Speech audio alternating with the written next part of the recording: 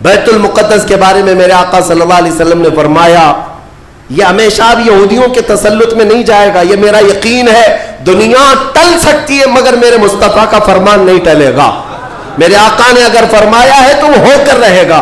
حضور فرماتے ہیں خراسان سے ایک جماعت آئے گی. خراسان سے. خراسان یہ افغانستان اور ایران کا کچھ حصہ ہے جس کو پرانے زمانے میں خراسان کہا جاتا تھا. میرے آقا فرماتے ہیں خراسان سے کالے جھنڈے لے کر کے ایک جماعت نکلے گی اور وہ اتنی تیزی سے بڑھتی ہوئی بیت المقدس کی طرف آئے گی کہ دنیا کی کوئی حکومت اور کوئی طاقت ان کا راستہ نہیں روک سکے گی, اور وہ جھنڈے سیدھے لا کر بیت المقدس پر گاڑ دیں گے.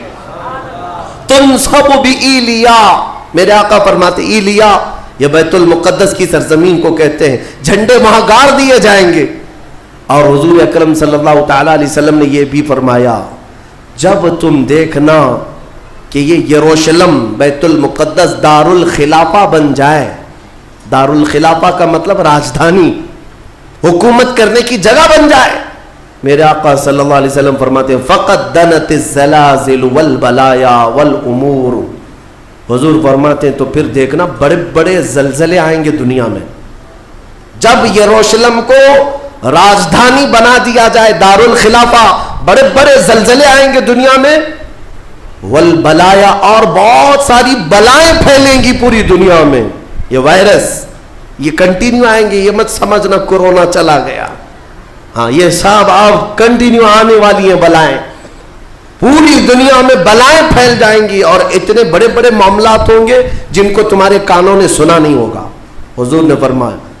اور یہ دار الخلافہ سے کیا مراد ہے؟ محدثین نے اس میں الگ الگ بحثیں کی ہیں, لیکن میں آپ کو بتاؤں 2017 میں, ابھی 3-4 سال پہلے کی بات ہے, 5 سال پہلے, ان یہودیوں نے اپنی راجدھانی ڈکلیئر کر دی. یروشلم ہے, بیت المقدس ہماری راجدھانی ہے, اور سارے سفارت خانے جتنے بھی ایمبیسی ہیں انہوں نے سب وہاں پر منتقل کرنا شروع کر دیا, اور بیت المقدس کی سرزمین کو اپنا کیپٹل سٹی بنانے کا اعلان کر چکے.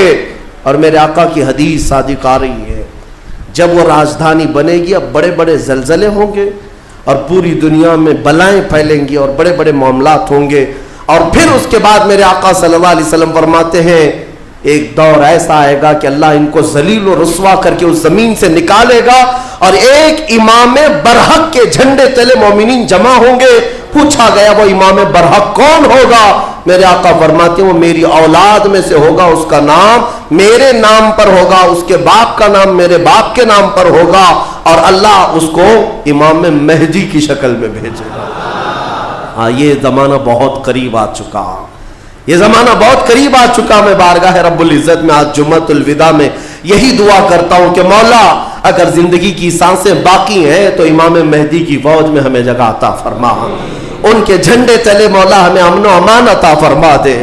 دنیا سے ظالموں کے چنگل سے مولا ایمان والوں کو آزادی عطا فرما, کفار و مشرکین کے تسلط سے مومنین کو آزاد فرما دے. اے رب ذوالجلال احسن الخالقین, اس ماہ مبارک میں اگر تو ہمیں مولا ان راتوں میں ان دنوں میں عبادتوں کو قبول کیا اور بھیک میں کچھ دے تو مولا صرف اتنا دے دے کہ پوری امت کو مولا خیر و عافیت عطا کر دے, کھوئی ہوئی عزت و وقار عطا فرما دے.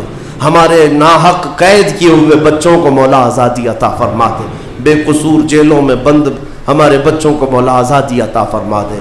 وصلی اللہ تعالی علی خیر خلق محمد وآلہ واصحابہ اجمعین, وآخر دعوانا الحمدللہ رب العالمین. جھنڈوں کے نیچے آئیں گے اور ہر جھنڈے کے نیچے 12,000 کی فوج ہوگی, یعنی تقریباً 9,60,000 کی فوج صرف مومنین سے لڑنے کے لیے حاضر ہوگی ایک میدان.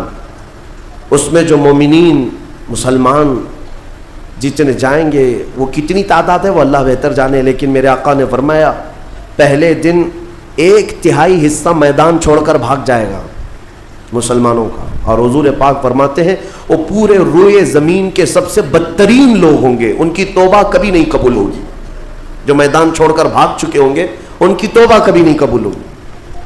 دوسرے دن 1/3 جماعت 1/3 جماعت مومنین کی شہید ہو جائے گی, سب قتل ہو جائیں گے. اور حضور فرماتے ہیں وہ روئے زمین کے سب سے اعلیٰ قسم کے شہداء ہوں گے, سب سے افضل شہداء ہوں گے. اور میرے آقا صلی اللہ علیہ وسلم فرماتے ہیں 1/3 حصہ مسلمانوں کا باقی ہوگا، اللہ رب العزت اسی ٹکڑے کو فتح عظیم عطا فرمائے گا، فتح سے ہمکنار ہوں گے۔ اور اس کے بعد قسطنطنیہ فتح ہوگا، قسطنطنیہ فتح ہوتے ہی دجال ظاہر ہو جائے گا، دجال کا خروج ہوگا پوری دنیا میں۔ لیکن یہ بڑی جو علامتیں میرے آقا نے بیان فرمائی کہ دجال کا ظاہر ہونا، اس بڑی جنگ کا ہونا، یہ قسطنطنیہ کا فتح ہونا، ان سب کی اسٹارٹنگ کہاں سے ہوگی؟ وہ بیت المقدس سے۔ اس لیے بیت المقدس کو سمجھنا ہمارے لیے بہت ضروری ہے۔ آج یہودیوں کے تسلط میں ہے بیت المقدس، ان ظالم اور غاصب یہودیوں کے پنجوں میں ہے بیت المقدس۔ اور یہ آج کی مارکہ آرائی نہیں ہے، بیت المقدس کے اندر یہ مارکہ آرائی، جھڑپیں ایک دوسرے کے ساتھ پچھلے 4000 سال سے چل رہی ہیں، آج کی نہیں ہے، یہ 4000 سال پرانی تاریخ ہے بیت المقدس کی۔ اور بیت المقدس جو آج فلسطین کی سرزمین پر واقع ہے، جس شہر میں وہ واقع ہے اس کو یروشلم کہتے ہیں، اور یہ حضرت ابراہیم علیہ السلام کا آباد کیا ہوا ہے۔ سیدنا ابراہیم علیہ السلام عراق کے رہنے والے تھے۔ عراق کے دریائے فرات کے قریب ایک چھوٹی سی بستی تھی، بابل کے قریب، وہاں سے ہجرت کر کے ابراہیم علیہ السلام فلسطین آئے اور وہاں ان کی اولاد ہوئی۔ ابراہیم علیہ السلام پوری دنیا میں 2 مقدس سرزمینوں کو آباد کرنے والے نبی ہیں۔ حضرت ابراہیم علیہ السلام سے ایک بیٹے پیدا ہوئے، اسحاق علیہ السلام۔ اسحاق علیہ السلام کو حضرت ابراہیم علیہ السلام نے فلسطین میں آباد کر دیا، اور دوسرے بیٹے ابراہیم علیہ السلام کے سیدنا اسماعیل علیہ السلام، اور حضرت اسماعیل علیہ السلام کو مکۃ المکرمہ میں آباد کیا۔ ابراہیم علیہ السلام کے 2 بیٹے 2 مقدس سرزمینوں کو آباد کرنے والے ہیں، ایک مکہ کو آباد کرتے ہیں اور ایک فلسطین بیت المقدس کو آباد کرتے ہیں۔